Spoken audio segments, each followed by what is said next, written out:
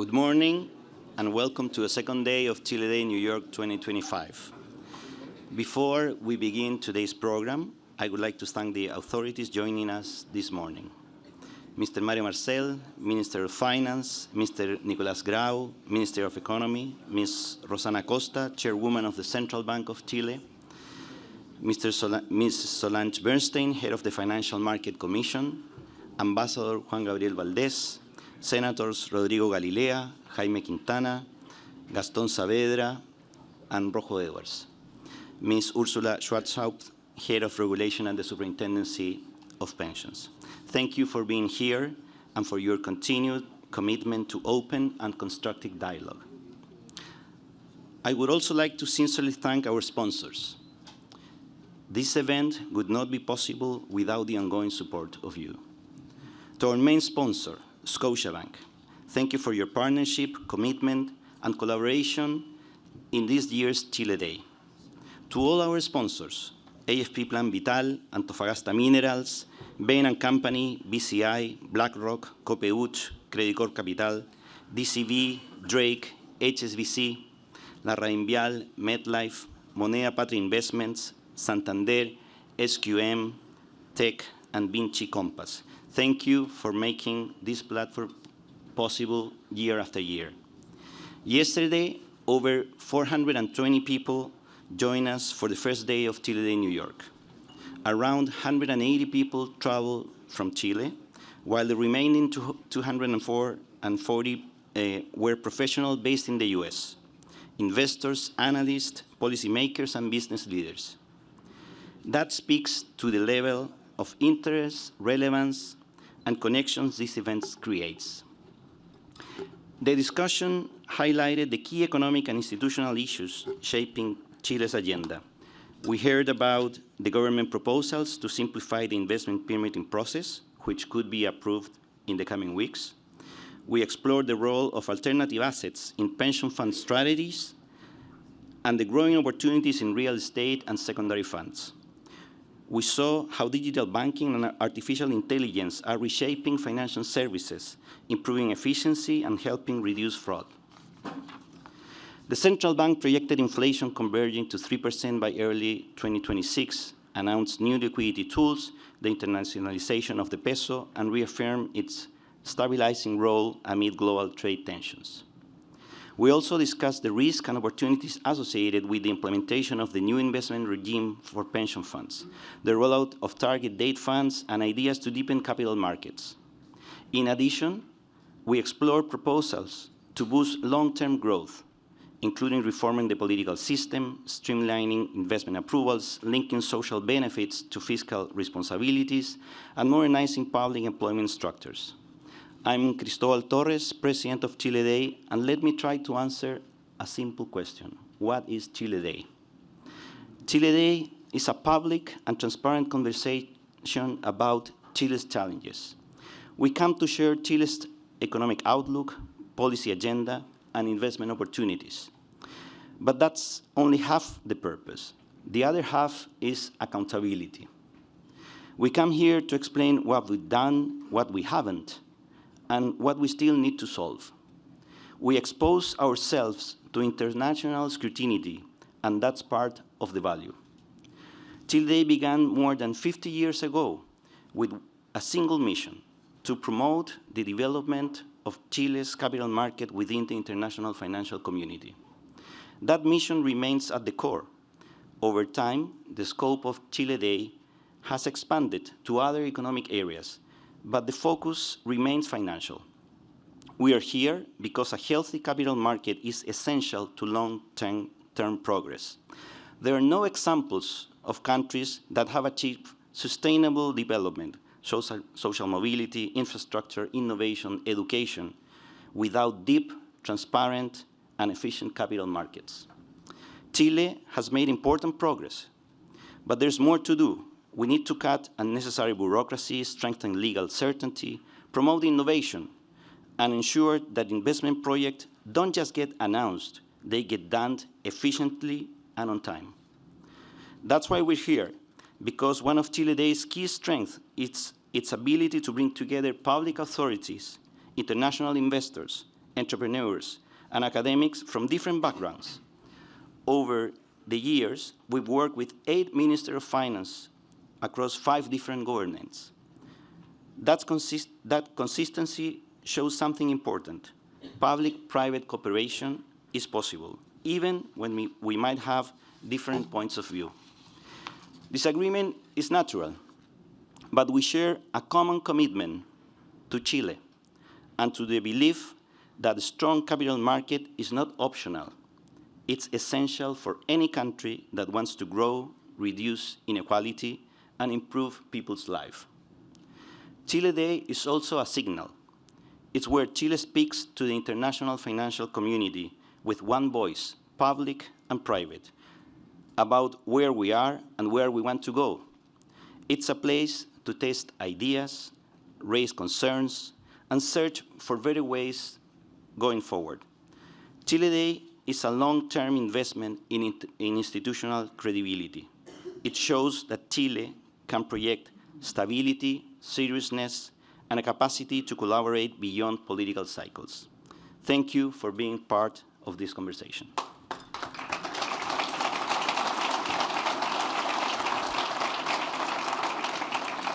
Thank you. Now, it's my honor to welcome Mr. Diego Mazzola, Executive Vice President and Country Head at Scotiabank. Mr. Mazzola is an international executive in the banking industry with over 25 years of experience across 8 countries, and it's a good friend of Chile Day. Thank you, Diego. Thank you, Cristobal. Yes, definitely. I have to answer the question, what is Chile Day, 3 years ago, to my bosses in Scotia, in Canada. And we define it in a nutshell as a non-deal roadshow that opens Chile and make it transparent in front of everybody, and anybody can ask questions about it. And they couldn't believe it. I mean, we are present in 30 countries. We existed for 180 years already, 34 in Chile. And we haven't seen something this well organized and open in any other country. So congratulations to Invest and obviously to the Minister of Finance on all these years. This is not new, so congratulations.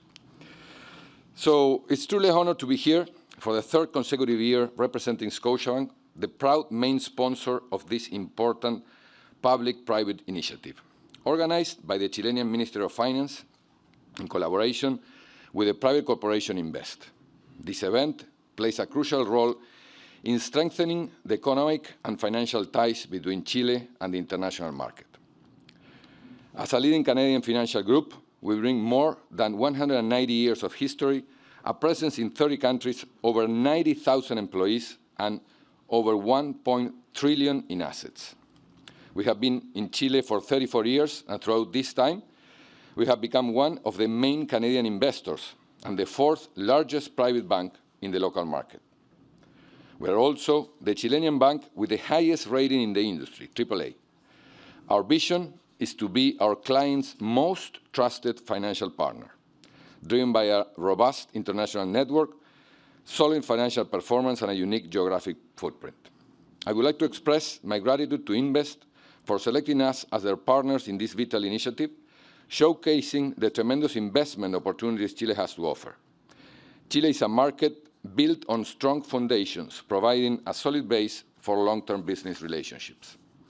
I encourage you to engage actively in today's discussions as we work together to open new business opportunities and highlight the resilience and strength that define our country. Next, I would like to present the Minister of Finance, Mr. Mario Marcel. Mario Marcel is Chile's Minister of Finance since March 2022. He holds a degree in commercial engineering from the University of Chile and a Master of Philosophy in Economics from the University of Cambridge, UK.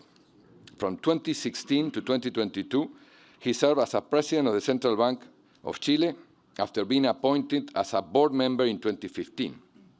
His international experience includes senior roles at the World Bank, OECD, and IDB. He also served as Chile's budget director between 2000 and 2006. Minister Marcel has conducted academic work in Chile and the UK and has advised international organizations and governments. He has published extensively on macroeconomics, public finance, monetary policy, and social policy. And this is Ministros Marcel's last New York Chile Day. So I have to thank very much for all your support in these past 3 years. And please welcome Minister.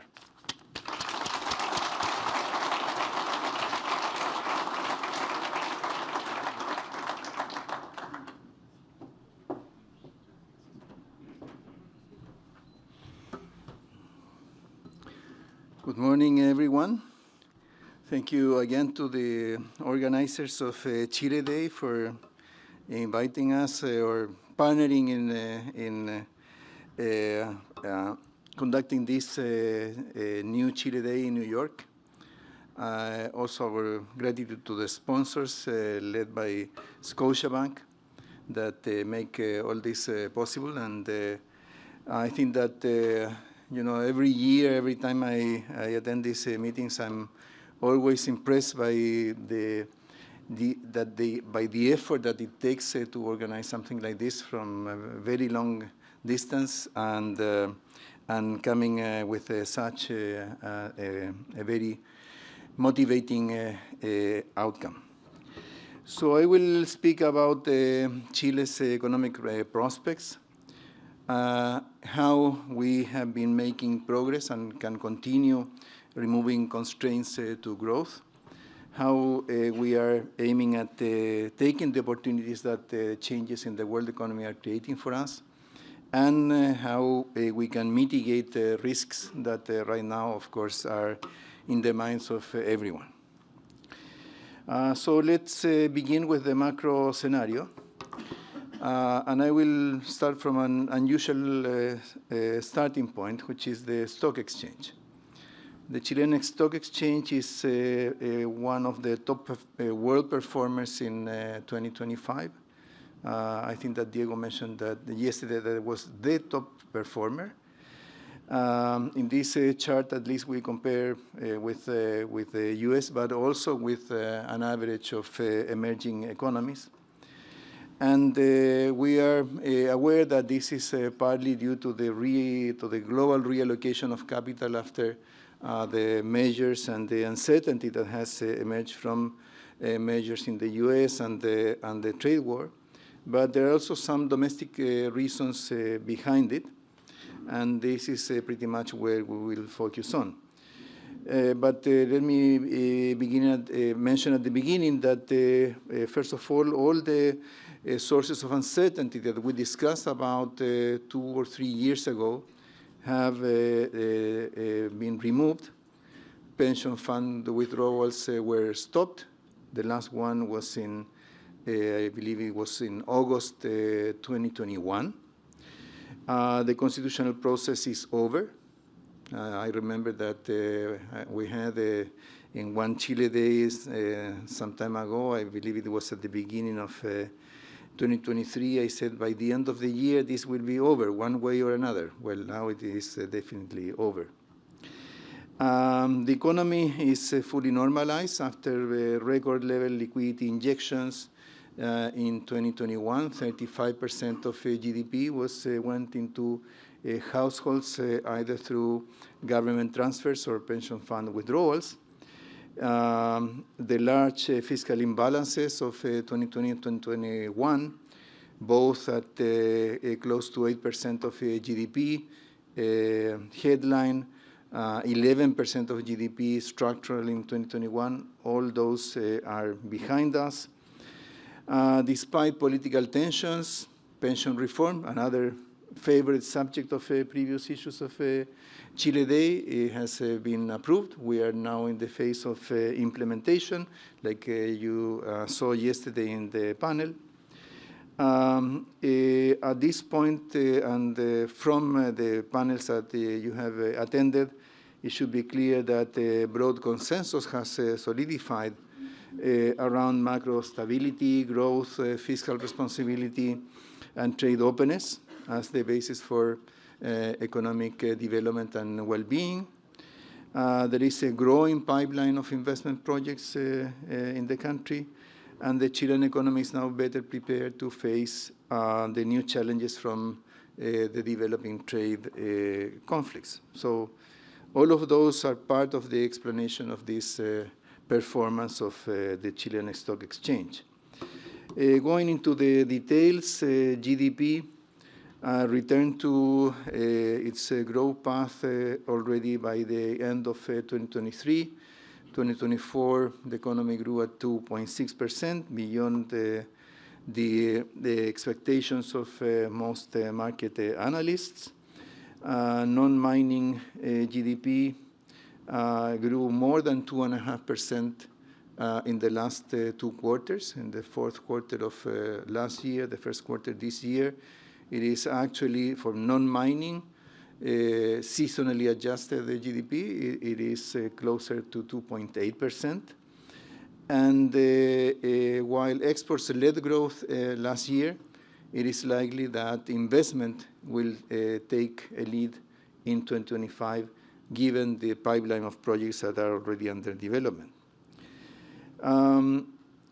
Now, when we translate this into per capita income, it is interesting to note that with the latest, with the results of the 2024 census, it looks like, given that the population has been growing less than expected, substantially less, per capita GDP has grown faster than we thought.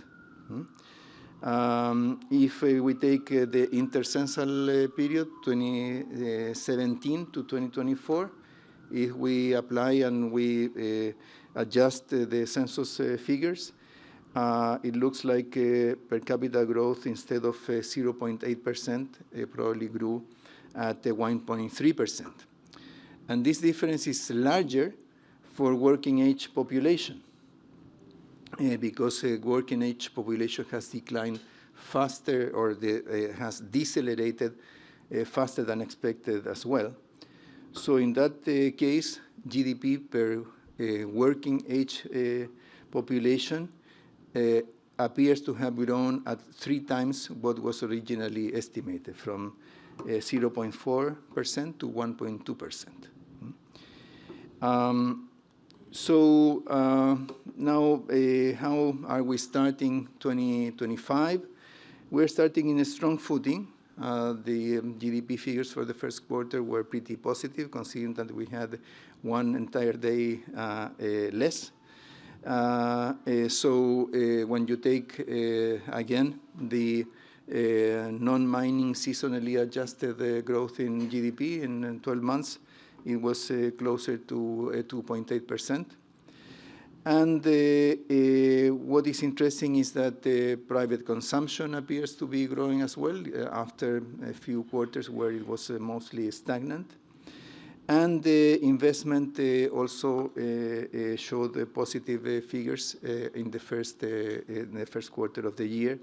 And as you may see there in the chart on the right, actually, if you look at the aggregate of gross fixed capital formation, we had a decline from by the end of 2023. We started recovering in the second quarter of 2024, and since then, investment has been growing quarter by quarter up until the first quarter of 2025. So that is a strong start for the year, and it is, I would look at it as a sort of saving account to compensate or to get better prepared to perhaps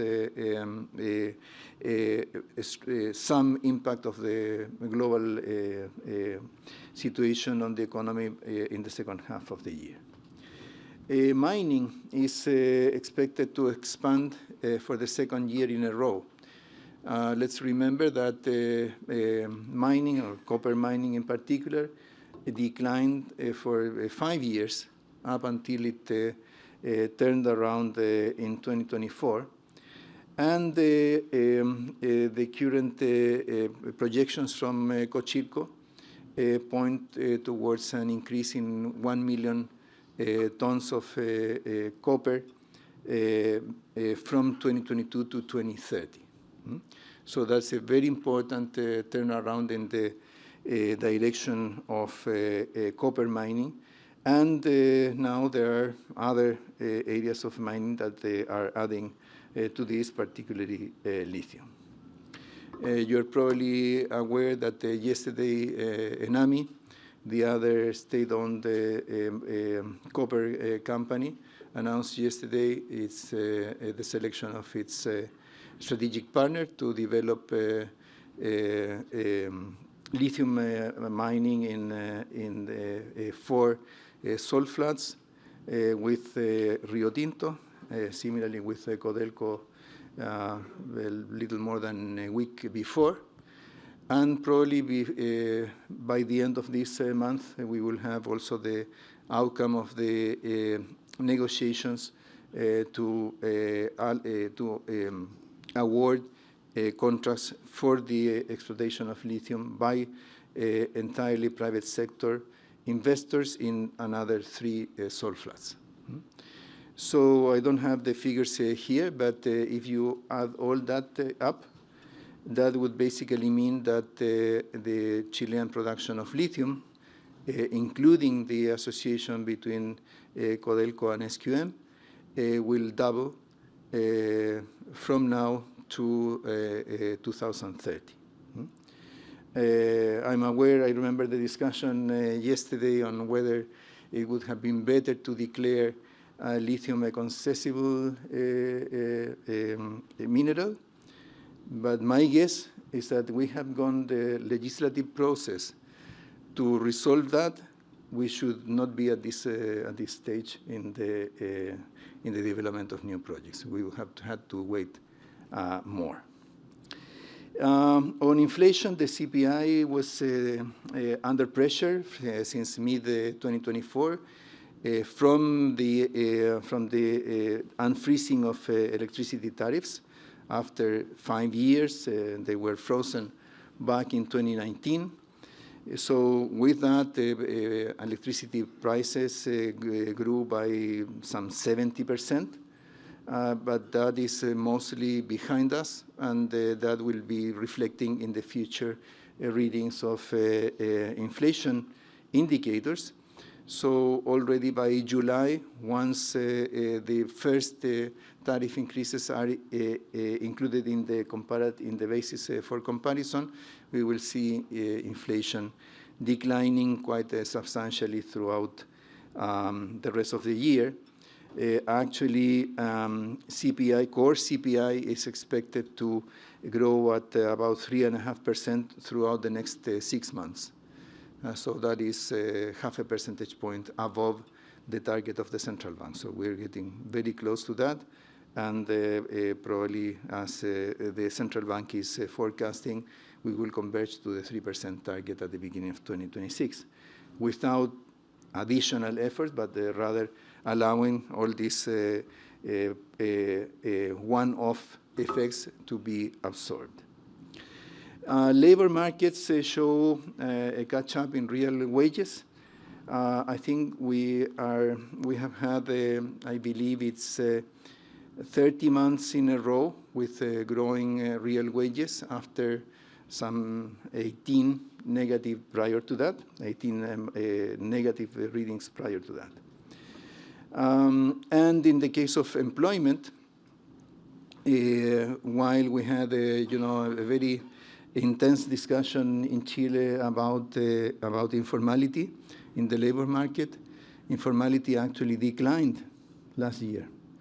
As you may see in that chart, if you measure job creation to the moving quarter of January to March, in 12 months, the self-employed or informal employment declined, while formal employment grew and grew more than the decline in informal employment. So the rate of informality in the labor market is now getting closer to the 25% target that President Boric set in the previous address to the nation, compared to a peak of 30% that we had some time ago. So that is a very interesting development, because it is very difficult to change informality in the labor market in a country. And doing so in a matter of few years is not easy. All this has happened despite having financial conditions that were very restrictive, both for credit flows and market rates for nearly 4 years. We are, after 4 years, we have endured the most restrictive financial environment since the 1980s. If you look at what happened during the global financial crisis, the Asian crisis, and so on, in all those episodes involved some constraint in credit for a year and a half, not 4 years. Of course, there are a number of reasons for this. One of those is the lasting impact of pension fund withdrawals. There is the pace of monetary policy normalization, capital requirements under Basel III, and some of them, I think, will basically ease in the course of 2025, and that will help to move ahead with economic growth. Now, the normalization of the economy has increased savings that, as you know, contracted very substantially during the COVID-19 crisis as a result of the pension fund withdrawals. You can see that in the blue line on in the chart on the right. But you can see there that we are pretty much back into what we had prior to the crisis. Actually, we're a little above that. And given that the investment has not grown in the same magnitude, then the current account of the balance of payments is now at minus 1.6% of GDP, which is about half the historical average of the current account deficit. And that is a very important issue, because when you're facing possible impacts from abroad, it is good to have a more balanced current account to sustain that. Well, in sum, we have resolved the major macro imbalances that were left by the COVID-19 crisis. Economic growth resumed in 2024. It is likely to continue into 2025. Normalization is not only on the macro side, also on the micro, like the normalization of electricity bills. This has translated into the labor market as well. We still are managing with a more restrictive financial environment. And all these elements combine to an economy that has recovered most of its resilience to external shocks. And at this point, we can discuss, as we will do in a minute, what is the pace of economic growth that we can enter in the future.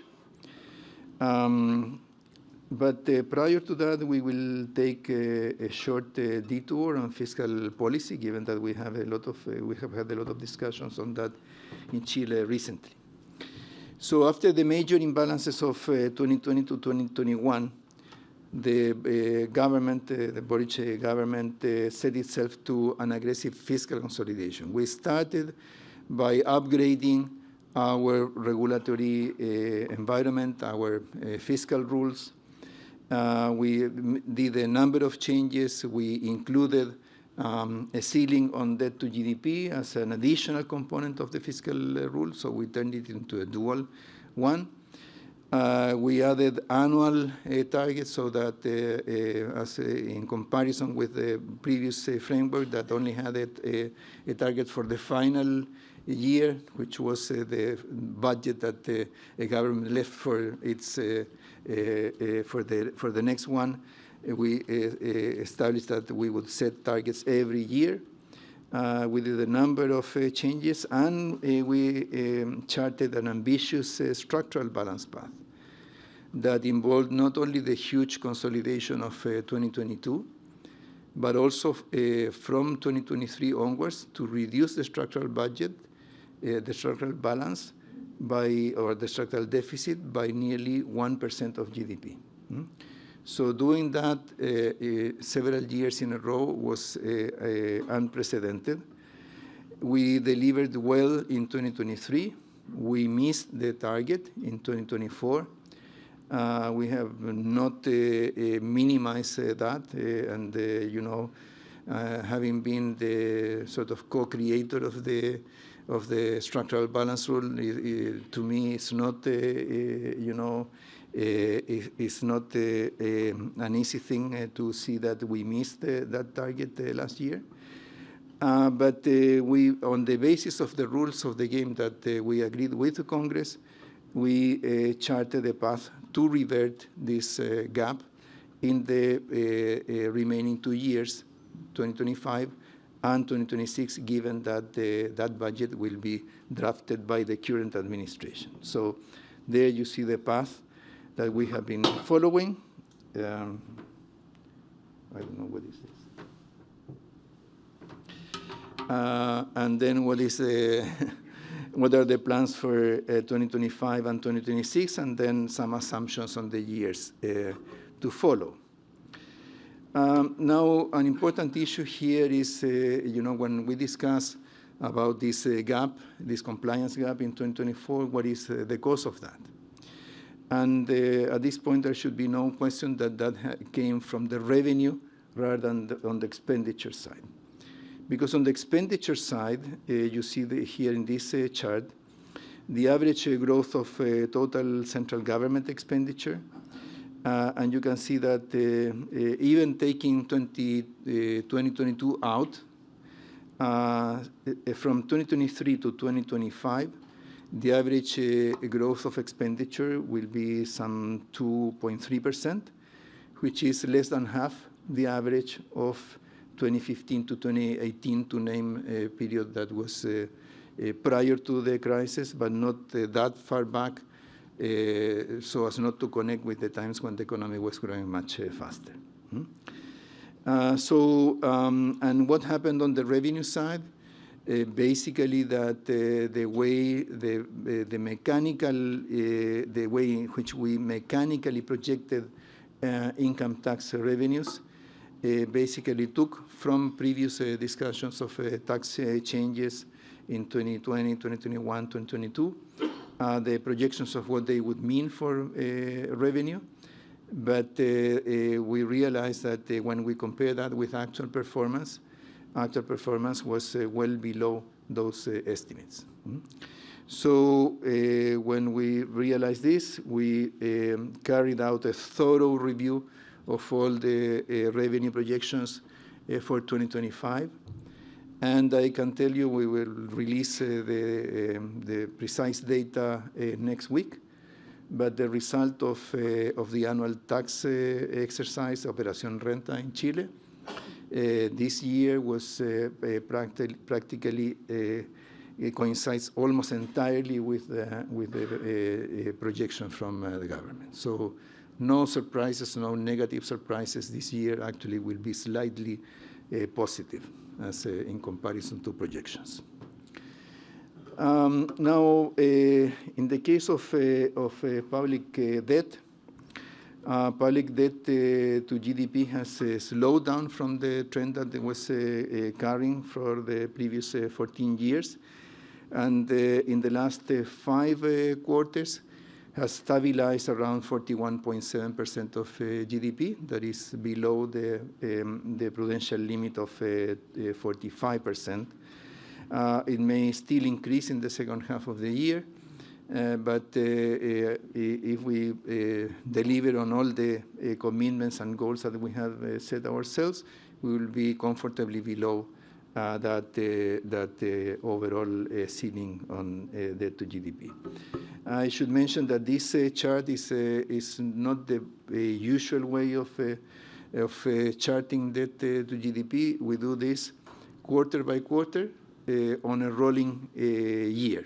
So for every quarter, you have the past 2 quarters of GDP and debt at the end of that quarter, and that is what is charted there, and that's why you see that for 5 quarters we have remained pretty close to this figure of 41.7% of GDP. And with that, debt to GDP in Chile is significantly than in countries with a similar credit rating to us.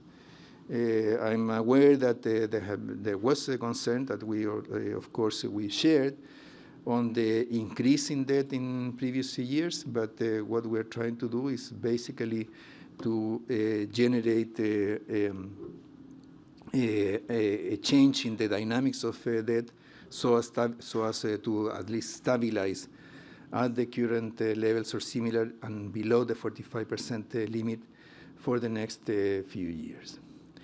Now, on the revenue side, the current administration has fostered a number of reforms, including the royalty on mining, the bill on tax compliance, and alongside a number of other factors that would involve an increase in revenue that, once all the transition is completed, will be above 2.5% of GDP. So that is not in full development currently.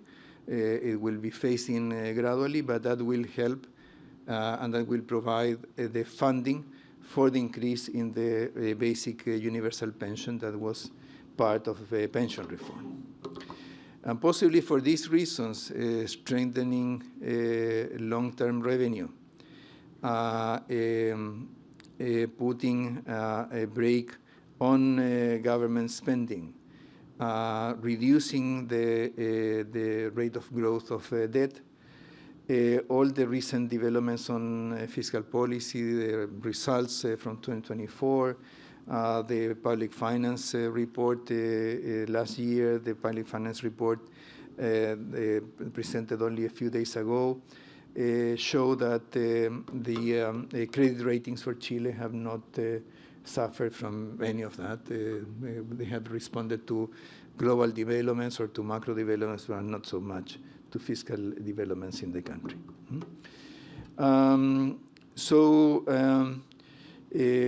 I believe that what we have been trying to do is to move towards a more sustainable public finance, fiscal policy. It has not been easy, considering that public spending has remained flat at 24.3% of GDP, which is the same that we had in 2019. You can realize that all the new priorities that involve the resources, like citizen security, social care, a number of other issues, all of them were funded from reallocation of resources within that spending ceiling.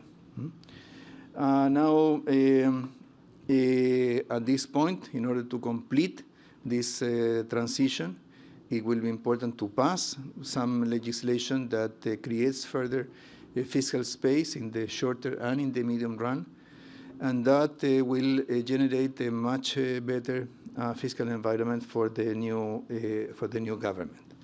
And with the current chair of the Finance Committee of the Senate, we have agreed to give priority to these initiatives that would create that further fiscal space. Only yesterday, we had a big outcry in Chile because of information on the use of sick leave in the public sector.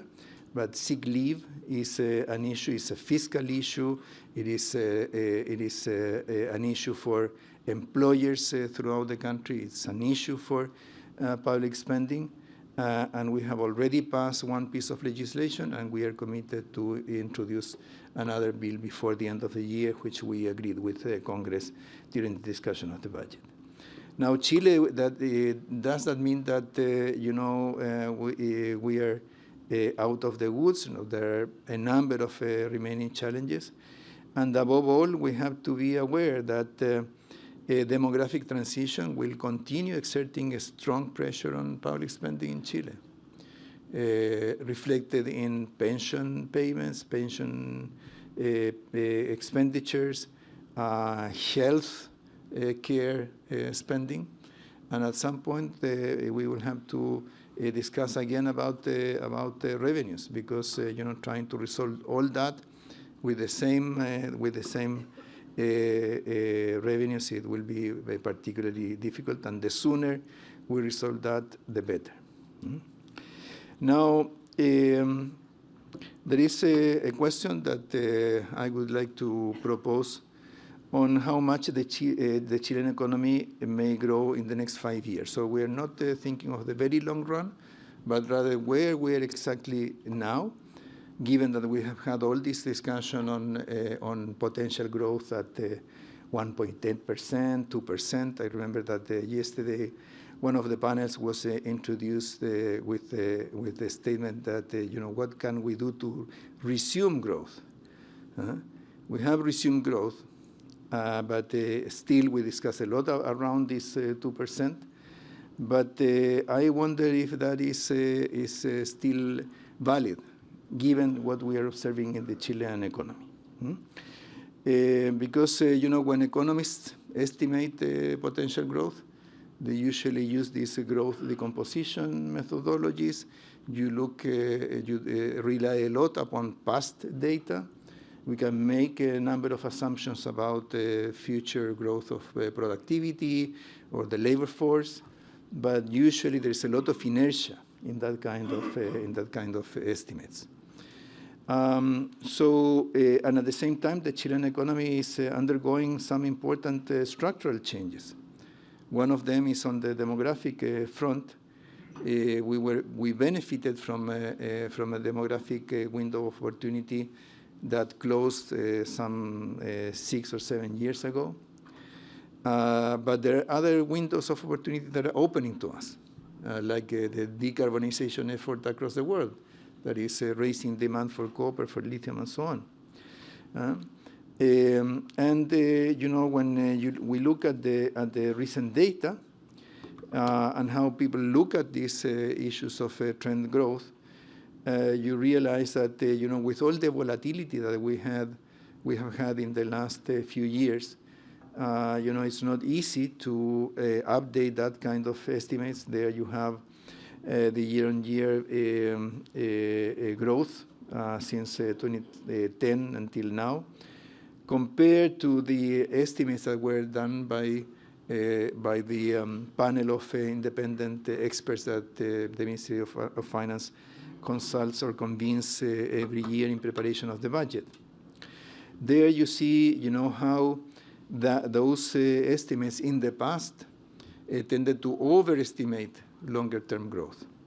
But now, as we move forward, we realize that growth projections are becoming much more consistent with the recent data, and maybe that inertia is now starting to play in the opposite direction, that we may be underestimating our growth potential. And I mentioned that because one of the recent developments is that the pipeline of investment projects is now for the period 2024 to 2028, the strongest in more than a decade. And that includes investment in mining and energy. They take the lead, but we also see some interesting developments on investment on technology, for instance. Amazon Web Services just announced a $4.5 billion investment in data centers in Chile, on top of the 22 data centers that we already have. And in the case, I just mentioned the new developments on lithium. So that suggests that there are some new developments, some changes, some new industries that are developing that may change the speed at which the Chilean economy can grow in the future. There is one of the the figures that were in the previous slide where only those investments where there is already a corporate commitment that is allocating resources to those projects. But on top of that, in the last 3 weeks, we have had new announcements of very large investments. Only 4 of them, Escondida BHP, Amazon Web Services, I just mentioned, Freeport McMoran in El Abra, Total Energies green hydrogen in Magallanes, all that adds up to $39 billion in investment. So that's almost the same as we have already, what we have in the pipeline for the whole economy for the next 4 years. So that, but of course, that is not something that you can see only as a spontaneous development. This also requires appropriate policies. And in the way we have been thinking about future growth, we have identified 6 sectors that are most promising because of the developing or emerging comparative advantages. And we have said we have identified concrete targets for the end of the current administration, where we're getting close to that. So we will soon be able to verify if this materialized. But in the case of mining, it is the increase in 1 million metric tons by 2030. So we should be able to make substantial progress towards that by 2026. On lithium, our target was 3 to 4 new projects under development. It is likely that we will exceed that. On renewable energies, 2/3 of the matrix of energy generation from renewable sources. Maybe that we will exceed that as well. Green hydrogen with 10 to 12 projects under development. Right now, there are more 70 projects under study in Chile. Some of them have already entered environmental assessment. On the digital economy, well, I quoted the investment in data centers. And on tourism, our target is to increase the number of foreign tourists entering the country by 1 million. To materialize this, we need to speed up investment approvals. We need to unfreeze the domestic bond and credit market. We have to further reduce uncertainty in the economy. So uncertainty is pretty much reflected in this chart here on the right, reflecting that political risk and uncertainty has decreased substantially. The peaks were at the time of the COVID-19 crisis and around the constitutional process. All that is well behind us. There are a couple of quotes from Fitch Ratings and Standard & Poor's. And then we move into the issue that's to deal with the issue of uncertainty. Now we move into the issue of permits, or permisología. And this is rather, it is not only a Chilean phenomenon, it is quite a global one. There we have a chart coming from the McKinsey Global Institute on the days required to complete all permitting and approval procedures for infrastructure projects. So we see how that looks across the world. There are a number of countries where this is under discussion, including the US. With the bipartisan infrastructure bill of the previous administration, there was an effort to reduce approval times for investments. In the consultation as part of investigation into copper that was launched by an executive order from President Trump, the American mining companies that operate in the US say that one of the things that they don't need too much of protective tariffs, but rather to cut down red tape and to speed up approvals, something that is very familiar to us. But of course, it has its own features in Chile. And after many years of discussing about this, the current administration introduced 4 bills in Congress to resolve this or to rationalize these approvals.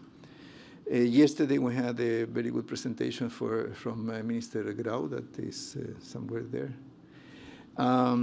So I don't go into more detail on that. We also have a bill on maritime concessions and coastal border that we propose alongside an original proposal from President Piñera to move that from the Ministry of Defense to the Ministry of National Assets. On cultural heritage, there is also a bill. It's likely to be the next one to follow after the project on sector permits to move ahead in the legislative process. This includes ending this concentration or centralization of decision-making in a very cumbersome process in Santiago with a huge board full of archaeologists into a sort of regional and decentralized process. On environmental permits, there is this initiative to streamline environmental permitting. That includes front-loading social consultations or community consultations, strengthening the role of technical bodies as compared to political ones, fully integrating mixed permits into environmental assessments, broadening the opportunities for dialogue prior to final decision. So all of that is with the Chilean Congress right now. But we would like to move further ahead with this. So in the context of risks to the Chilean economy from the turbulence abroad, we have been working on, first of all, a presidential directive to establish an expedite process for more than 100 investment projects in the public interest. That would involve a directive or a mandate to coordinate and to comply with statutory approval times, and to generate a certificate of regulatory certainty for investments. Also, we will introduce a short bill to expedite and reduce uncertainty for decarbonization investment projects.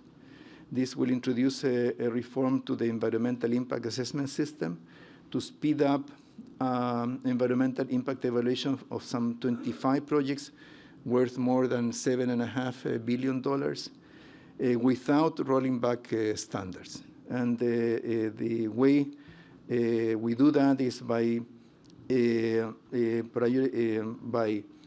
establishing a mechanism to prevent regulatory changes from affecting projects under evaluation, the issue that Minister Grau mentioned yesterday as part of the umbrella project on sector permits, translating that or taking that also into the environmental assessment of these projects.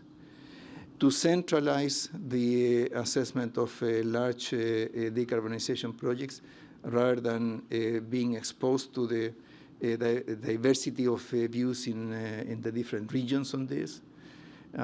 So with that and with the strengthening of the environmental central authority, we would ensure that there will be a uniform criteria to assess these projects.